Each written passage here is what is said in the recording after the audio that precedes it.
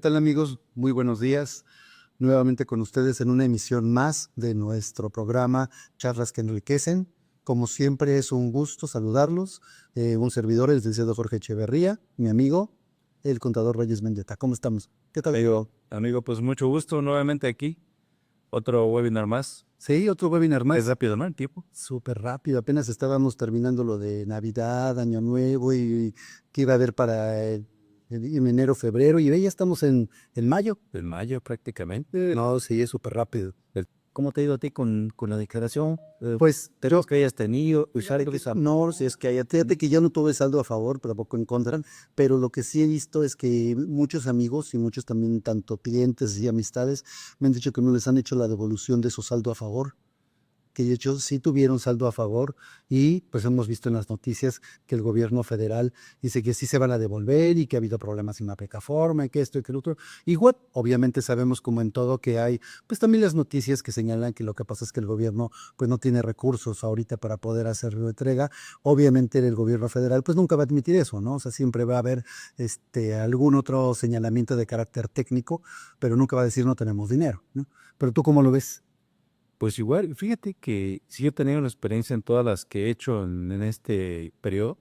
¿Presentaste varios? Sí, sí, de hecho sí, pero fíjate que me he encontrado muchos detalles, ¿no? En cosas tan simples, por ejemplo, que luego hay de una devolución, ¿no? Es decir, cuando tú presentas tu declaración anual, tienes de este lado, ¿no? Dice, bueno, el SAT, ¿no? Y lo que tiene el SAT y lo que tiene el contribuyente es como una parte de una conciliación como tal.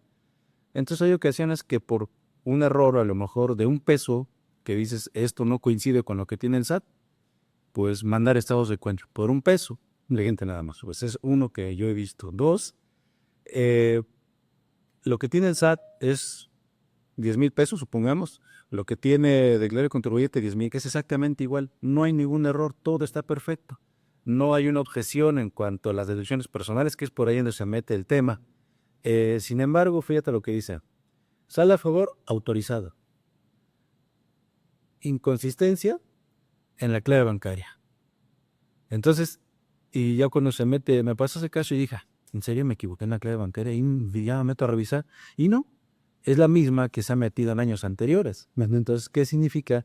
Que bueno, pues ahí aumenta algo, tiene la autoridad que por el simple hecho de tú dices que yo coincido contigo, y no tener a lo mejor hoy pues dineros en las arcas, pues prácticamente hacen larga cuenta, ¿no? Entonces creo que es un tema por ahí donde siempre se busca algo, y es algo donde sí realmente hoy por hoy los contribuyentes sí no están teniendo su saldo a favor tan rápido como debería de hacerse.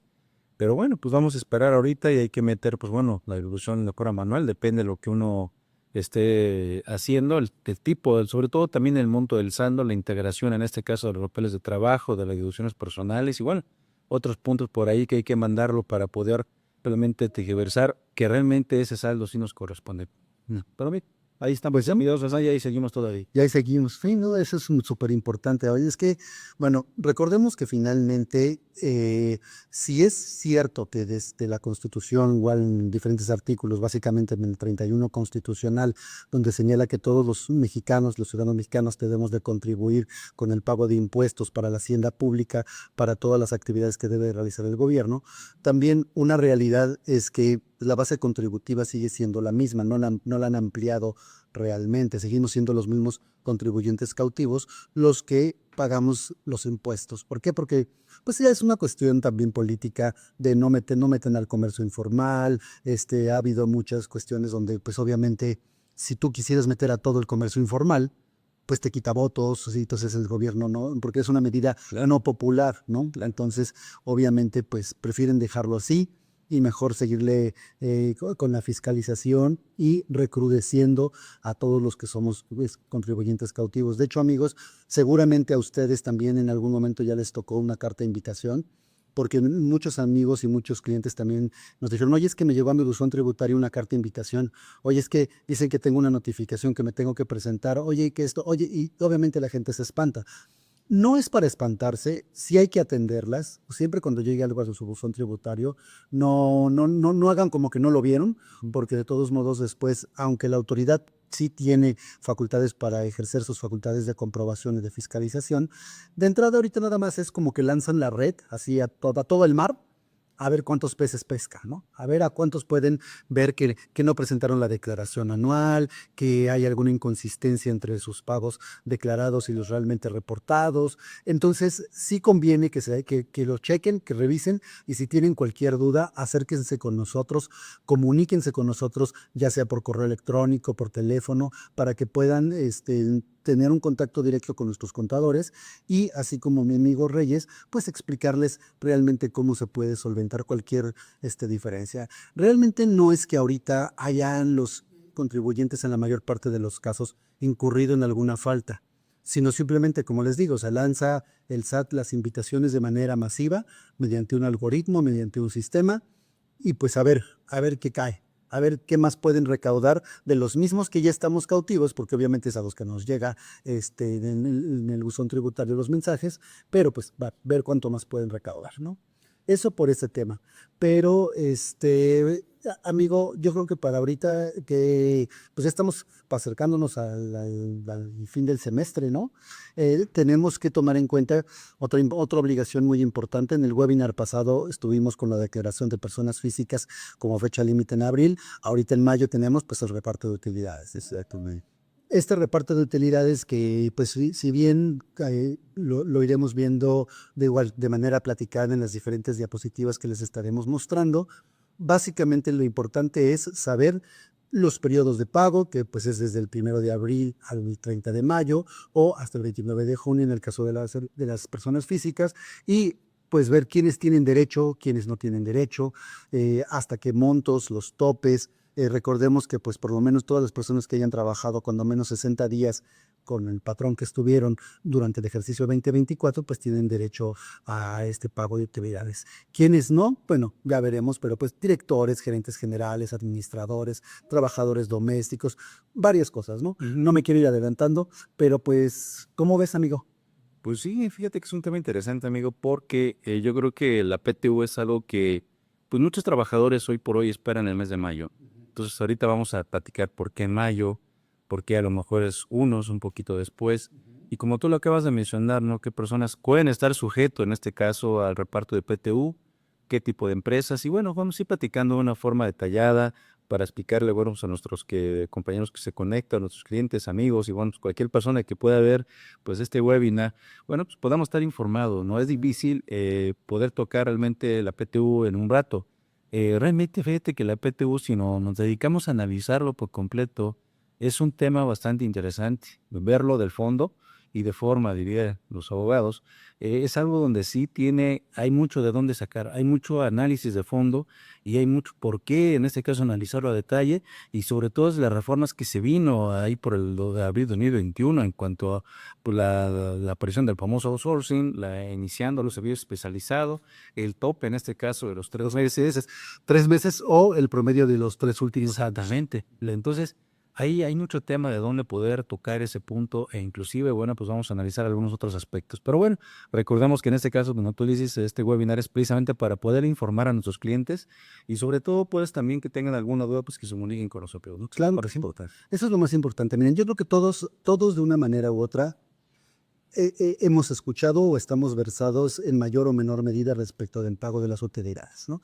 Tiene que ser el ejercicio del ejercicio anterior, fiscal anterior, en este caso 2024, las utilidades que haya reportado la empresa en su declaración anual y, bueno, si es que hay utilidades o no a repartir. También recordemos que todos aquellos trabajadores que pues las hayan solicitado o que no se las hayan pagado y que crean que tienen derecho, pues tienen todo un año para poder reclamarlas, ¿no? Acudir a la Procuraduría de la Defensa del Trabajo y pues toda esa sección. Pero eso no es tanto en lo que nos vamos a enfocar, sino del lado empresarial, cómo nuestros amigos también deben de hacer ese cálculo de tomar en cuenta el 10% de las utilidades netas que hayan tenido del ejercicio, cómo se conforma la comisión, cómo hacer el reparto dependiendo de los trabajadores que se hayan trabajado cuando menos los 60 días.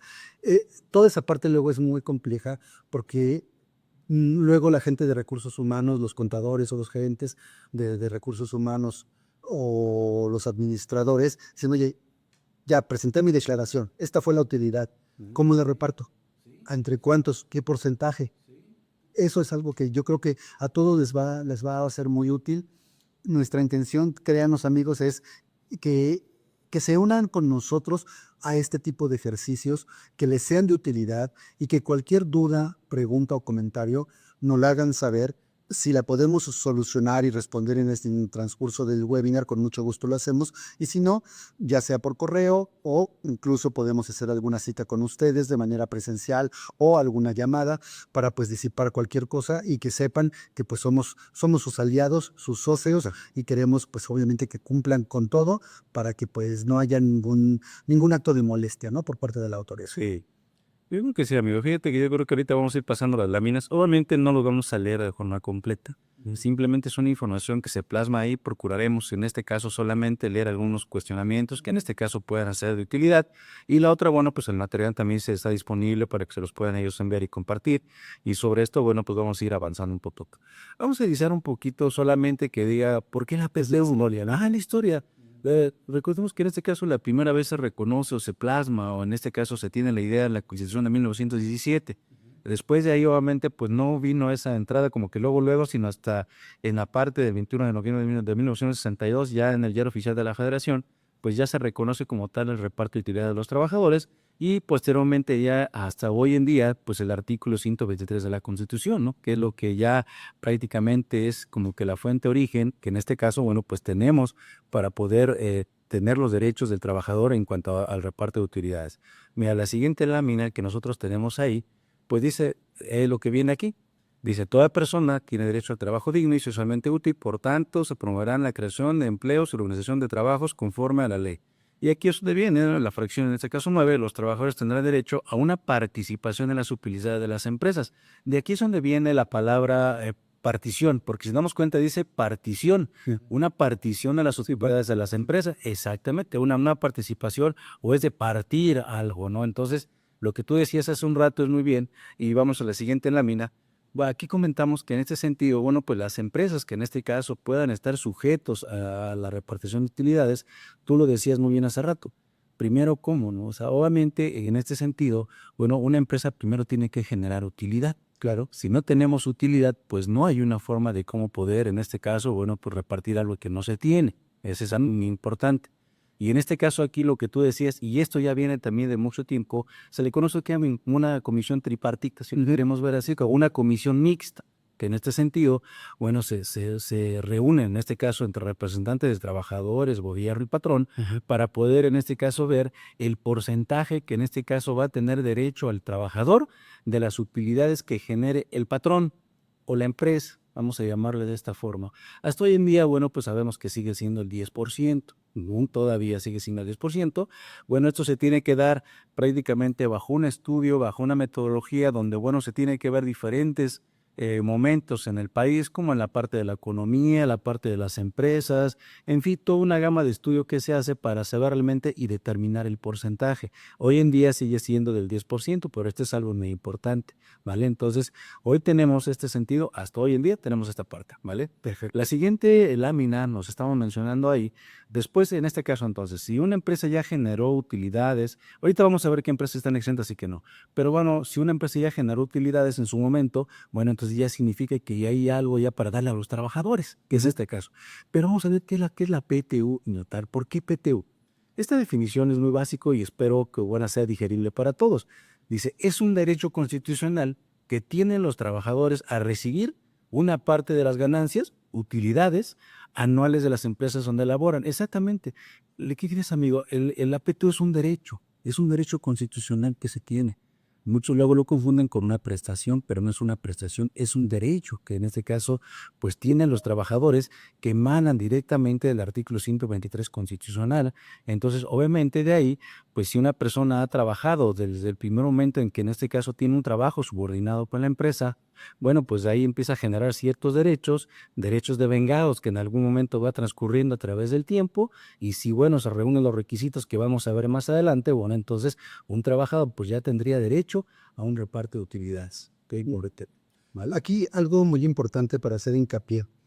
La palabra clave es subordinado, ¿no? Es decir, tiene que haber una relación laboral, donde haya como muchas veces he dicho, ¿no? Para poder distinguir entre lo que es una relación subordinada, es decir, por laboral, versus una relación civil, que en teoría no hay subordinación, se entiende por subordinación cuando alguien te dice cómo, cuándo y dónde hacer tu trabajo. Y es una relación civil cuando únicamente se te paga por un proyecto o por alguna actividad que tienes que realizar sin que te digan, entras a tal hora, sales a tal hora, vas a comer a esta hora, regresas a esta hora y este es tu lugar de trabajo, ¿no? O sea, es como fácil de alguna manera, pero sí puede haber distinciones en las cuales pueden crear luego confusión. Ahora, para poder haber reparto de utilidades, solamente puede repartirse entre aquellas personas, como bien lo dijo mi amigo el contador Reyes, cuando son subordinados, cuando son empleados. Aquellas personas que son freelance, profesionistas independientes, trabajadores domésticos, asociaciones o personas morales que se dediquen como asociaciones o sociedades civiles sin fines de lucro y sus actividades no son preponderantemente económicas con lucro, pues tampoco hay reparto de utilidades, ¿no? Son de alguna manera condiciones generales que cualquiera puede decir, ay, eso se entiende muy fácil, ¿no? Y cualquiera lo puede saber. Pero no es cierto, porque luego cuando llega el caso, claro, dicen, oye, es que este trabajador ya lo dimos de baja o renunció, lo corrieron, lo que haya sido, pero su relación laboral terminó en en febrero de este año, ¿no? Del 2025. Y ahorita me está llegando un requerimiento de que le debo utilidades. ¿Y ahí qué? ¿Cómo lo hacemos? ¿Cómo lo podemos revisar? ¿Qué se tiene que hacer? Ahorita se los voy a decir, amigos, porque de hecho yo he acudido a muchas veces a la Procuraduría de la Defensa del Trabajo por requerimientos de este tipo, pero no me adelanto. A ver, la siguiente lámina, por favor, Viet. Aquí estamos viendo qué persona no participará en las utilidades. Me que decía, Aquí es algo muy interesante y vamos a tocar este tema. Por aquí hay una tesis que traigo también para poder tocar y pues me he dado cuenta de que hoy en día pues existen algunas confusiones todavía en qué personas, y sobre todo en estos que dicen aquí, qué personas no pueden, en este caso, ser sujetos a una repartición de utilidades. Pero vamos a ver más la primera parte. Dice, ¿qué personas no participarán en las utilidades? Los directores, administradores y gerentes generales de las empresas no participarán en las utilidades. Nada más leo el de abajo y me regreso el de arriba tantito. Las demás trabajadores de confianza participarán en las utilidades de las empresas, pero si el salario que perciben es mayor al que corresponde al trabajador sindicalizado o de más alto salario dentro de la empresa o el trabajador de planta, con la misma característica se considera este salario aumentado en un 20%. ¿Qué significa esto?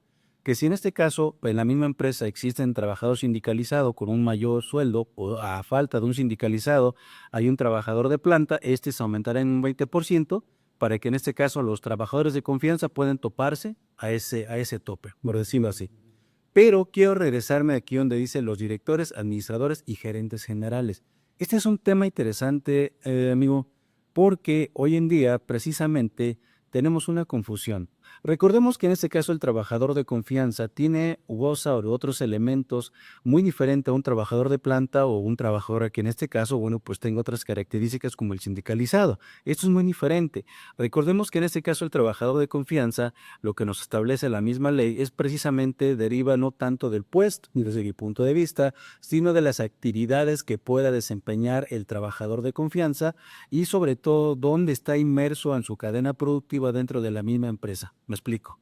Los directores y administradores y gerentes generales, hablamos que en este caso son personas que en este sentido están dentro de la misma empresa, sin embargo son personas que están tomando decisiones para la propia empresa, es decir, administradores a lo mejor únicos, gerentes generales que pueden tomar decisiones dentro de la misma organización.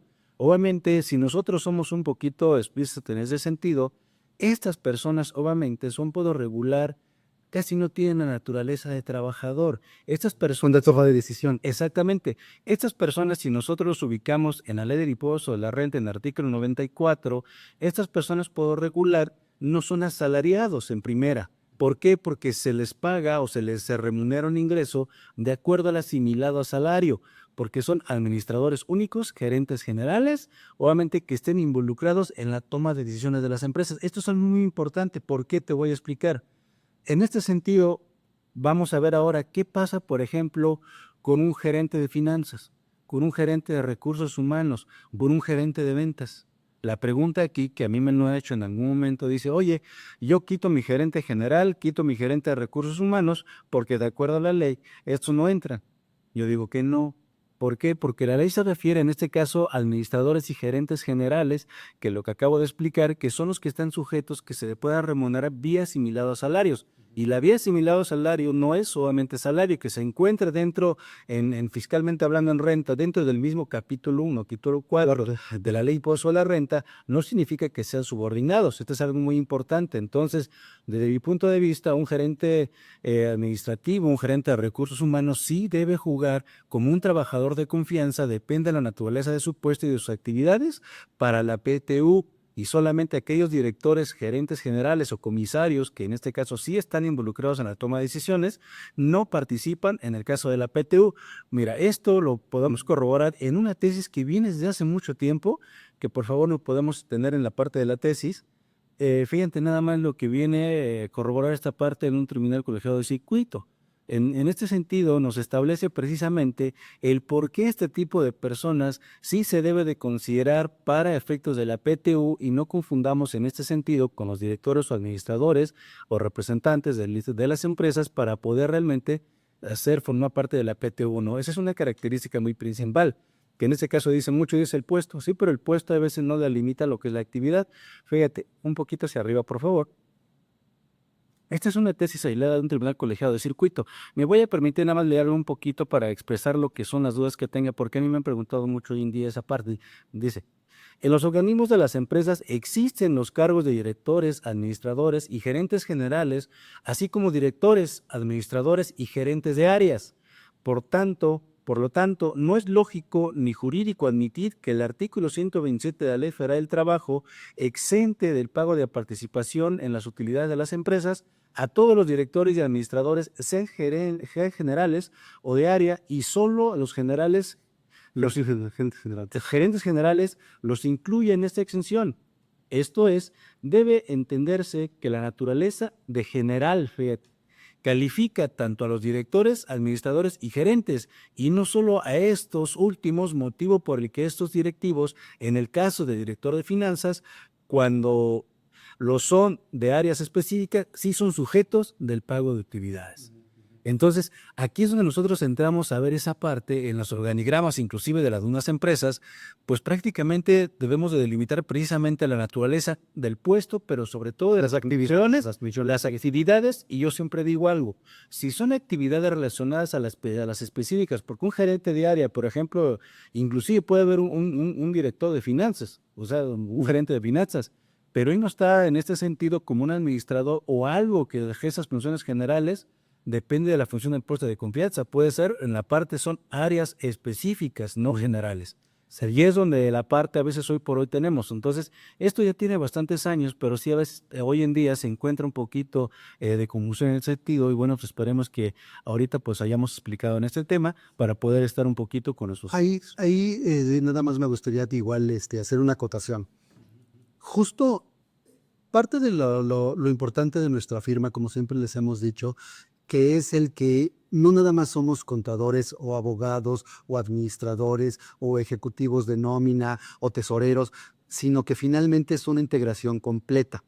Finalmente, si ustedes únicamente acuden con su despacho contable y dicen, no, es que yo voy para este tipo de dudas, voy con mi despacho contable, únicamente los va a asesorar respecto del pago de los impuestos y de la presentación de las declaraciones y todo, te dice, esto sale de tu cálculo, aquí está tu línea de captura, paga, ¿no? El abogado te va a decir, no, pues mándame el expediente, el alta, baja, si es que tienes renuncia, vamos a litigarlo de esta manera. Oye, pero ¿y la parte contable? No, eso velo con tu contador. Y el contador, cuando tú le preguntas, oye, pero ¿y el juicio? No, eso velo con el abogado. Aquí la ventaja es que todo lo tienen con nosotros, porque justo ahorita sobre el tema que acaba de esta jurisprudencia, esta tesis que acaba de comentarles mi amigo el contador, yo les puedo completar otra cosa que incluso también tiene que ver, igual, con los puestos de confianza, los gerentes y las tomas de decisiones, pero desde la visión de la Ley Federal del Trabajo. Cuando tú contratas a una persona, ya ahora que está desde la reforma de 2021 y que te señala que los contratos pueden ser ya sea determinados, indeterminados, de capacitación inicial o de prueba, acuérdense que siempre el máximo son 180 días o 3 meses y finalmente esos periodos de prueba se pueden extender hasta 6 meses cuando se trate de personas que ocupen el cargo de gerentes, directores o aquellos que ejerzan toma de decisión en la empresa. Entonces volvemos a lo mismo. Si hay un tratamiento diferente y luego cuando se requiere hacer una prórroga de algún contrato individual de trabajo de alguna de estas personas, podemos revisar si tiene algunas de estas características, ya sea algún director, algún gerente o precisamente la Ley Federal del Trabajo lo señala así, que tenga funciones de toma de decisión en la empresa. Y va muy relacionado con lo que en la parte contable menciona ahorita nuestro amigo Reyes respecto de las funciones específicas que realizan, que no es nada más el nombre del puesto, sino realmente la actividad que realizas, porque muchas veces pues el nombre del puesto, por ejemplo aquí que lo estamos viendo, dice director de finanzas o gerente comercial o gerente o contralor general. Ok, está bien. En teoría todos podríamos tener una noción de qué actividades realizan esos puestos, pero muchas veces no. O sea, hay veces que dices, oye, es que esto le corresponde al de finanzas o al de administración. Y dices, ah, caray, no, pues no sé. O no, y lo termina siendo el de recursos materiales. ¿Sí? Y entonces todo eso es parte de lo que también nosotros ayudamos a ustedes a decidir y analizar y revisar para ver si les corresponden, si no les corresponden y pues cualquier reclamación que puedan recibir.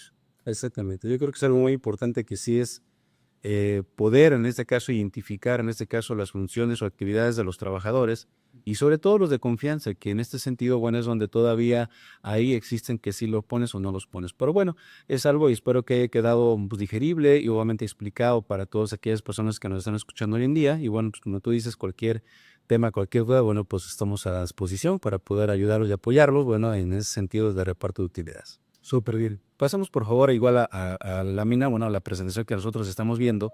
Y de ahí, pues bueno, vamos a ir nosotros seguir avanzando un poquito, sobre todo también vamos a ir tocando, pues bueno, qué empresas sí están sujetas a reparto de utilidades, amigo, qué empresas no, y bueno, pues vamos a ir viendo, ¿no? Aquí ya vimos ahorita los demás trabajos de confianza, ya que ya dijimos ahí, en este caso son trabajos de confianza, bueno, ya lo vimos, se ha sindicalizado. Aquí es algo muy importante, no voy a leer todo esto, nada más voy a explicar. En este caso, el de la PTU se refiere en este sentido, pues al salario que en este caso percibe el trabajador. Obviamente nosotros entendemos por salario, bueno, pues en este caso la cuota diaria que en este caso percibe el trabajador manifestado en su contrato individual de trabajo. Y esto es algo también muy interesante porque en este sentido, si nosotros recordamos el 84 de la Ley Federal del Trabajo, bueno, es una integración de salario. Sin embargo, bueno, pues también la misma ley está diciendo, ¿sabes qué? Esto no cuenta si tú le das gratificaciones o comisiones. Si no es parte de su salario como cuota diaria, es decir, bueno, pues no forma parte para efectos de la PTU, simplemente es el salario o cuota diaria. ¿Qué pasa en este sentido? Por ejemplo, aquellas personas que no tienen un salario, que simplemente perciben con base, en este caso, en comisiones, pero ahí sí no perciben un salario base, sino simplemente son comisiones, bueno, pues se tiene que promediar esa parte de salario variable, le decimos así, entre lo que es en el año para pues, poder sacar en este caso su cuota diaria y en este caso tener sentido, bueno, pues para poder hacer el reparto de utilidades. Yo creo que este es algo muy importante porque obviamente nosotros aquí hablamos cuando un trabajador tú lo contratas, bueno, pues recordemos que en ese sentido depende el tipo de contrato que en este caso se tenga, pues también el tipo de salario, si tenemos un salario fijo, un salario mixto, un salario variable o independientemente de cómo lo vayamos a integrar, es muy importante identificarlo. ¿Por qué?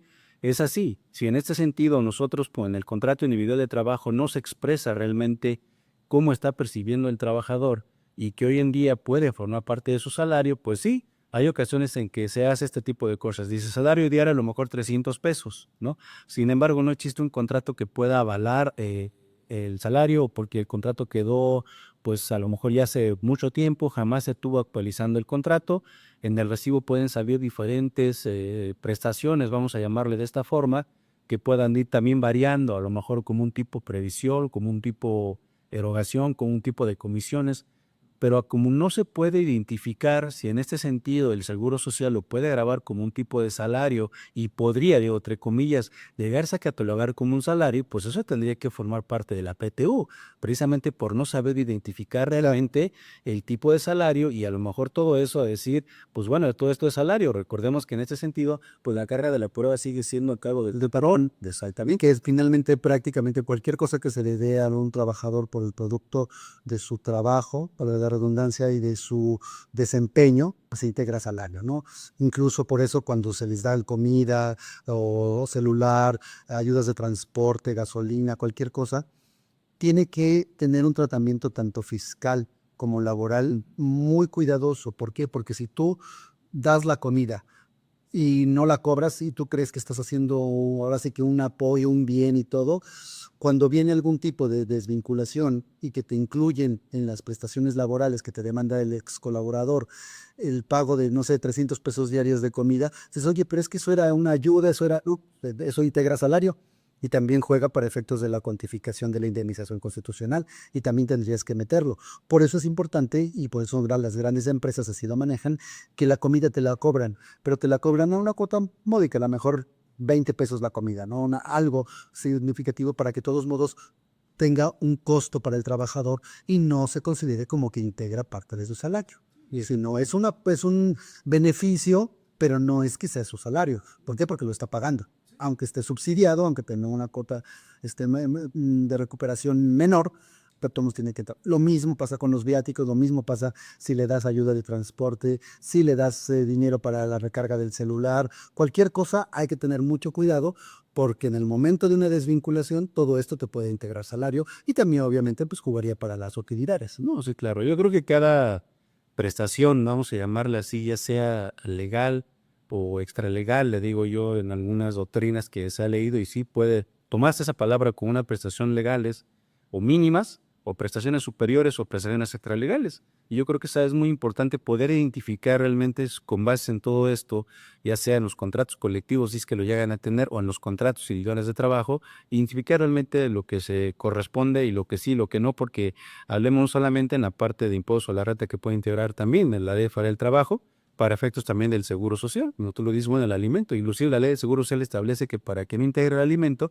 pues tiene que darse al trabajo de forma onerosa, y es por eso el cobro que le están haciendo, para que en este caso se pueda comenzar de forma onerosa. Pero bueno, vamos a ir avanzando en la otra lámina para ir viendo en este sentido quiénes no. Lo que tú ya decías, amigo, quiénes no participan. Bueno, la ley es clara en ese sentido. Recordemos que aquí no vamos a tocar la totalidad de lo que establece la PTU porque no nos daría tiempo. Son puntos a lo mejor claves que se retoman de todos estos artículos de la Ley Federal del Trabajo y el estudio de la Constitución para poder realmente pues dejar ahí de una forma general el conocimiento hacia todos nuestros clientes, compañeros y a todos los que nos están observando hoy en día para poder realmente hablar de este tema. Los trabajadores del hogar, los trabajadores eventuales, dice, tendrá derecho a participar en las utilidades de la empresa cuando hayan trabajado 60 días durante el año. Y esto es lo que tú me acabas en un principio, ¿no? Entonces, todos los trabajadores que son eventuales o aquel contrato, por ejemplo, de capacitación que tú le des o determinado en algún momento, bueno, pues tiene que ver que haya en este caso tenido a por lo menos 60 días, es decir, 59 días para acá, ¿no?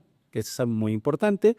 Y obviamente aquí hay algo muy interesante, ¿no? ¿Qué pasa, por ejemplo, si yo a un trabajador desde un principio no le doy un contrato determinado, no le doy un contrato de capacitación, no le doy un contrato a lo mejor por proyecto, por hora determinada, sino se lo doy de forma indeterminada? ¿Qué crees? Ahí desde el primer día te he dicho a la PTU. Porque en este sentido nos habla trabajadores eventuales. No, es que ¿dónde está el eventual? Bueno, si yo en este momento lo registro, le doy un contrato indeterminado, entonces desde el primer día, si es un contrato indeterminado, ya tiene derecho a la PTU. Ya no serían los 59 días, porque los 59 días se establece para aquellas personas que no son indeterminados, que se les dan un contrato determinado, llámese capacitación, prueba, lo que establece todo lo que es la Ley Federal de Trabajo. En ese sentido, sí podrían tener participar en su periodo simple y cuando hayan trabajado 60 días. De ahí fuera, pues no. El otro punto que nosotros tenemos aquí también es muy interesante, y esto puede haber de formas digitales. Existe un vacío aquí, porque esto es nuevecito. ¿Qué hace salido del casarón? Aunque ahorita que lo estoy viendo también para interpretarlo, está así de, a ver, ¿qué cochaviche? ¿Qué quiso decir? Sí, o sea, es que de cada aquello hay mucho tema, y veremos un día hablar de todo este tema de las plataformas digitales. Sí. Nuevamente, Sí, pues es lo del teletrabajo, que va muy relacionado con lo de la dichosa leycilla y todas esas cosas que se van adicionando en la normatividad y en el derecho consuetudinario, pues que obviamente sí es real, sí se aplica, pero de entrada los legisladores pues lo metieron, ¿no? sí, Y después así como que ahora los estudiosos a ver, ahí háganse bolas para la interpretación. ¿cómo le hacemos? Que dicen, bueno, 288 horas anuales. Todavía falta poder realmente, ¿cómo se dice? Darle un poquito de medio fuerza a todo esto para poder nosotros comprender realmente qué es lo que quiere decir. Y obviamente yo creo que de entrada sí es bueno, o nada más que, obviamente desde mi punto de vista, yo creo que una reforma o cualquier reforma debe ir de la mano, no solamente del trabajador, sino también del sector privado. porque es algo muy necesario, obviamente, ¿no? En el sector privado y gobierno, y obviamente la clase trabajadora, que podemos ir avanzando en este punto de vista. Bueno, avanzamos en la otra lámina, por favor. Aquí, obviamente, nosotros vamos a ver condiciones especiales, obviamente las madres trabajadoras, dice, de todos los periodos pre y postnatales, bueno, pues se van a considerar en este caso como trabajadores activos en este punto, no hay ahí un tema, o si tú en este caso una persona, pues bueno, también sufre algún tipo de riesgo de trabajo, bueno, pues también se considera como una parte activa en el laboralmente hablando. El monto de la depreciación de las utilidades tendrá como límite máximo 3 meses de salario. Este es algo muy importante, lo voy a leer tal y como está ahí. El otro punto dice, el monto de las participaciones de las utilidades tendrá como límite máximo 3 meses de salario del trabajador o el promedio de la participación recibida en los últimos 3 años. Se aplicará el monto que resulte más favorable al trabajador. Esto es algo muy interesante porque antes de 2021 no existía esta parte. Este decreto sale, si no mal recuerdo, en abril de 2021, precisamente sale con la parte de la desaparición del famoso outsourcing, que obviamente la ley federal de trabajo sabemos que nunca viene así, sino la subcontratación de personal. Luego el régimen de subcontratación. Exactamente, ahí mismo se reforma este artículo y sale lo que hoy por hoy conocemos, la subcontratación, pero de servicios especializados. ¿Qué es esto? Es decir, anteriormente, cuando no existía esta parte, las utilidades que en este caso se genera la empresa, recordemos que en este caso es el 10%, es decir, de ese 10% y la otra lámina viene, ¿cómo lo vamos nosotros a tomar? Es decir, vamos nosotros a tomar esa cantidad o la utilidad que se genera en el año, pues el 10%, y ese 10% a los trabajadores se les va a repartir, vamos a llamarla así. En este caso, por ejemplo, lo voy a adelantar un poquito, tomando en consideración el número de días laborados y en este caso por el promedio de salario impercibido. Pero en este sentido, los 3 meses a que se refiere aquí, es de que en este sentido, de acuerdo a esa reforma, hoy en día, ya venía determinándose una PTU anteriormente, ya venía determinándose una PTU. Entonces, esa PTU que en este caso se viene determinando antes de toda esa reforma, ya tenía una secuencia como tal. Es decir, la PTU sale de la renta gravable, es decir, de la utilidad de la propia empresa. Si no me recuerdo por ahí, el artículo 9 de la ley del impuesto de la renta nos da la forma de determinar la renta gravable. ¿Qué es la renta gravable? Porque una cosa es determinar, fiscalmente hablando, a lo mejor los contadores pro les puedo explicarme, una cosa es determinar, por ejemplo, la utilidad del ejercicio o un resultado fiscal conforme a lo establece el impuesto de la renta, esa es una forma. La otra es, yo ya determiné mi resultado fiscal, pero ahora voy a determinar mi renta gravable para efectos de la PTU. Es decir, en algunos casos, a lo mejor, no para decir, para determinar exactamente mi resultado fiscal puedo tener pérdida, pero a lo mejor para determinar mi renta gravable puede resultar utilidad. Y ahí es donde yo voy a repartir esa parte de cantidad. Es decir, anteriormente, cuando no existía esta limitante de los 3 meses de salario, pues se venía determinando esa cantidad sobre renta gravable. Vamos a llamarle así, o en este sentido, en una parte de doctrina o también opiniones, se le llama una PTU fiscal. Se le puede denominar así una PTU fiscal, porque eso ya se viene deteniendo. ¿Por qué la PTU fiscal? Porque inclusive de la misma ley federal que usted establece la parte de renta, y como es en la parte fiscal de la renta, que es la renta gravable, por eso muchos le ponen la PTU fiscal, es decir, de la renta gravable que yo obtuve en el ejercicio, es una PTU y vamos a llamarle PTU fiscal.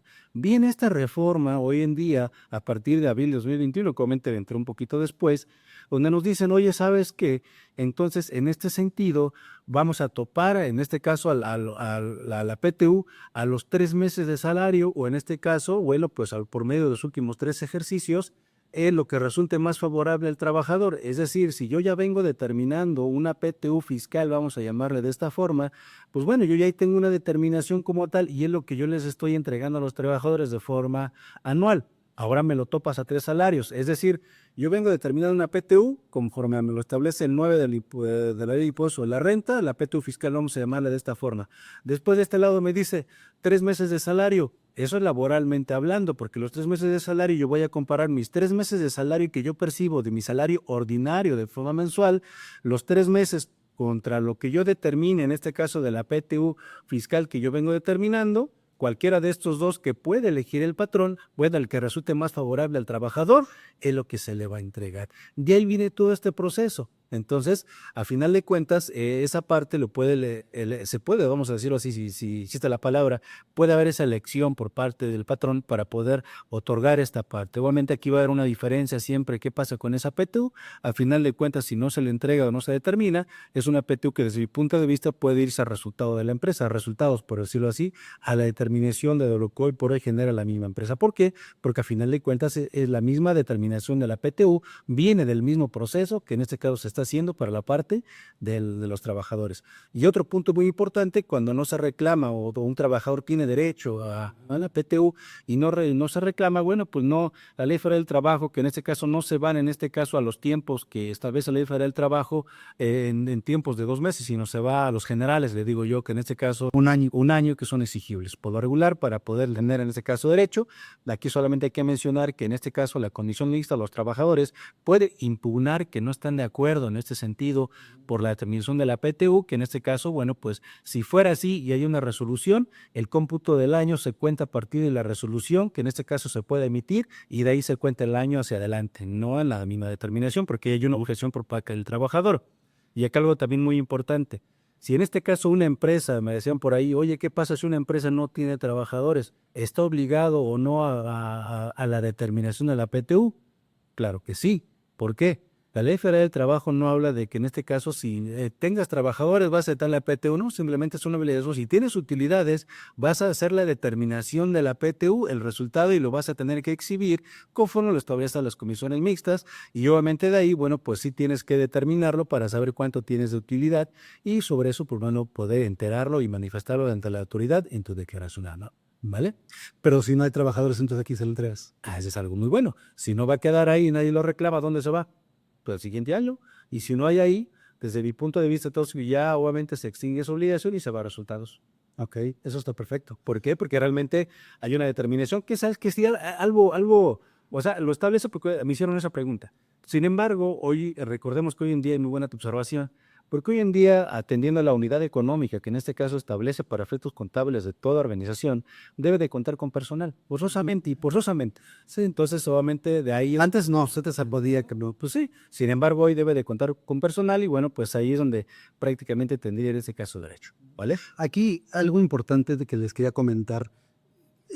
Cuando un trabajador hace una denuncia o va a la Procuraduría de Defensa del Trabajo a decir que que su patrón no le paga utilidades o que finalmente no está de acuerdo con el cálculo, se manda un citatorio, manda el representante legal de la empresa, en este caso ha sido yo, y pues vas y exhibes la declaración anual del ejercicio fiscal de la empresa. Entonces, mire, señor conciliador, ve aquí mi declaración, no hay utilidades a repartir. Se le muestra al trabajador y entonces ya, o sea, finalmente la autoridad laboral no es quien para cuestionarte el estado de resultados o no y decirte si hubo o no hubo pérdida o si hay o no utilidades a repartir. Finalmente, eso ya corresponde a la materia hacendaria. Lo que hace el funcionario, el conciliador ahí en la Procuraduría de la Defensa del Trabajo, es decirle, señor trabajador, mire, aquí está el abogado o el contador, está exhibiendo la declaración, no hay utilidades a repartir. Lo sentimos, ya no podemos hacer nada más. Adiós. ¿Está usted inconforme? Proceda ante la vía, ahora sí que judicial necesaria o extrajudicial, o bien ante la autoridad competente, que sería la materia fiscal, para decir que no está de acuerdo en esa declaración. Pero entonces, ahí ya es otro procedimiento y es otro mecanismo y es otra instancia. ¿Qué es lo que hacen luego muchas empresas? Bueno o malo, no lo sé, pero ahí se los dejo, que una es la empresa que tiene dada de alta a los trabajadores, pero esa nunca tiene, obviamente, ganancias, siempre está en pérdida y pues no hay utilidades a repartir. Y otra empresa es la que genera realmente las utilidades del producto, pero pues ahí no hay gente a quien repartirle las utilidades, o están nada más los directivos o la gente de confianza. Entonces, son diferentes estrategias, mecanismos, formas, pero lo importante es que sepan que hay formas tanto de cómo atender cualquier reclamación por parte de los colaboradores, como también como la forma en la correcta para poder presentar las utilidades que generó o que no generó la empresa. Exactamente, yo creo que muy buena observación. Por favor, pasamos a la siguiente lámina, ya para poder ir determinando aquí, o en este caso... Y ya se nos está acabando. Sí, se nos está quedando. Siempre nos apasionamos, se le tenemos. Hoy ya también la platicamos. ¿Cuáles son las empresas que en este caso quedan exceptuadas, ¿no? De repartir utilidades? Como tú bien lo mencionabas, bueno, pues en este caso yo creo que sí hay que estar conscientes en este punto porque hay que saber qué empresas pueden generar utilidades o qué empresas inclusive puede tener alguna ganancia, pero no necesariamente son utilidades, o qué empresas pueden estar sujetos a no repartir utilidades. Una de esas son las empresas de nueva creación durante el primer año de ejercicio. Y esto es lógico porque al final de cuentas, inclusive fiscalmente hablando, pues una empresa de su primer año pues no tienen obligación de efectuar pagos provisionales porque no hay una cociente de utilidad, se le denomina así para efectos fiscales, entonces no hay en este caso, resultado hasta el siguiente año todavía, bueno, después de que se presenta una declaración trimestral, bueno, pues ya viene ahora sí la parte de poder determinar para el siguiente año. Entonces yo creo que eso es algo lógico. Las empresas de nueva creación también dedicadas a la elaboración de un producto pues nuevo en los primeros 2 años, las empresas de industria extractiva, obviamente, a la que dedicada en este caso a la creación o al periodo de exploración, las instituciones de asistencia privada, obviamente reconocidas por las leyes, por favor a la otra lámina, y obviamente pues aquí en el Instituto Mexicano del Seguro Social, y obviamente pues las empresas que en ese caso tengan un capital menor, que en este caso fíjate que este es algo interesante porque hay empresas que hoy por hoy tienen un capital menor, obviamente esta ley federal del trabajo no lo establece hoy en día aquí. Sin embargo, bueno, esto salió desde 1996, si no mal recuerdo, hay un artículo, creo que 116 de la Ley Federal del Trabajo, donde establecía ese capital menor, pero en sí la parte, en este caso, que salió de la publicación en ese momento, decía que son ingresos de 300,000 pesos, no el capital. Entonces, obviamente, pues ahí es donde viene el fundamento documental. Obviamente, a todos los que nos escuchan, toda esta parte de materia, si les interesa, obviamente se les va a estar enviando para que lo puedan entender, la resolución de aquel tiempo que todavía seguimos vigente hoy en día. ¿Vale? Entonces, eso es algo que sí es muy interesante. Por favor, pasamos a la siguiente lámina. Y en este caso, bueno, pues nada más para terminar y poder concluir, la parte en ese sentido del ingreso sobre de la PTU para el impuesto sobre nóminas, bueno, pues no juega en este caso para el impuesto sobre nóminas de acuerdo aquí al Código Fiscal de la Ciudad de México. Obviamente es algo pues bueno en este sentido, porque pues bueno, si no también ahí, pues imagínate, sería algo como que también ahorcaras al patrón por darle Oye, dar ahí. ahorita que dijiste eso, recordamos, amigos, que el impuesto sobre nómina es un impuesto local. Bien lo dijo el contador, aquí en la Ciudad de México no aplica. ¿Tienes conocimiento de alguna otra entidad federativa donde sí aplique? Creo que en el Estado de México sí lo considera, creo yo. Creo que el Estado de México sí lo considera, pero bueno, dejamos esa duda por ahí, no lo tengo firme. Sin embargo, creo que el Estado de México sí se puede considerar. Cualquier cosa igual, amigos, háganoslo saber. Porque de todos modos esta parte de aquí, cada entidad local, vamos a llamarla de esta forma, sí tiene sus propias reglas del juego y esto es algo muy importante, ¿no? Que sí debemos de saber identificar. Pues hasta los porcentajes cambian. Exactamente, recordemos que el impuesto sobre los bonos se paga precisamente donde el trabajador presta sus servicios, ¿no? Entonces, por favor, a partir de 2025 de proceder a México es el 4%. Exactamente. Entonces, pasemos a la siguiente lámina, por favor, ya para poder ir combinando. En este caso, bueno, la ley impuesto a la renta, pues bueno, tenemos un ingreso de PTU de 15 UMAS hoy en día para pues no poder pagar, en este caso, bueno, la PTU Z. De ahí fuera, bueno, pues todo ya es grabado.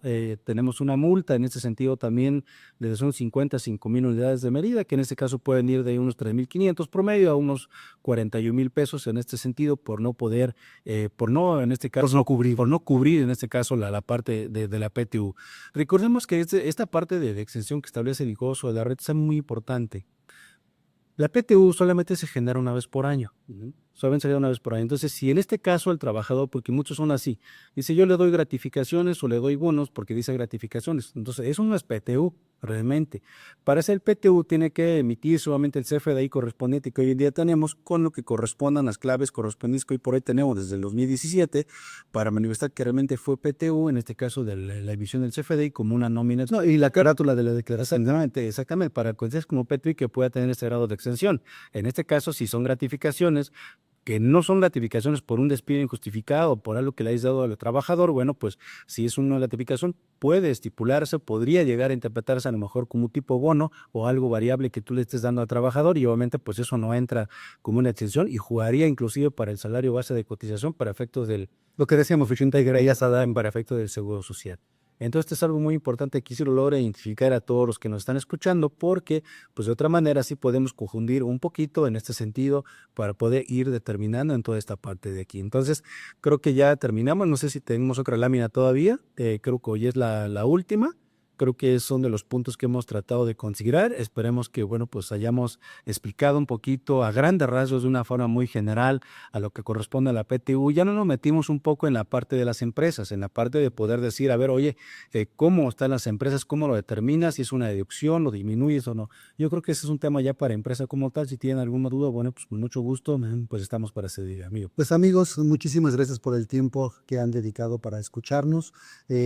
Como saben, pues nuestra mejor intención con nuestros ejercicios es hacerles llegar a ustedes información relevante, actual y los cambios que se van presentando día a día y que afectan el devenir diario del funcionamiento de una empresa, con sus trabajadores, con los impuestos, con la carga patronal, con los impuestos locales y federales, el manejo de los sindicatos, el manejo ahorita de la PTU, las declaraciones anuales, todo lo que tenga que ver con la administración de la nómina del personal, de los impuestos, de estar al corriente con todas las cargas contributivas que nos impone pues el Estado, ¿no? La autoridad. Y que pues estamos a sus órdenes para aclarar cualquier duda, para poder acercarnos a ustedes y que nos compartan sus dudas, sus inquietudes, sus casos concretos, y con muchísimo gusto estamos para servirles. Amigo, como siempre, un gusto. No, pues el gusto es mío, amigo. Estamos para servirles y nos vemos en la siguiente próxima. Hasta la próxima. Muchísimas gracias. Hasta luego.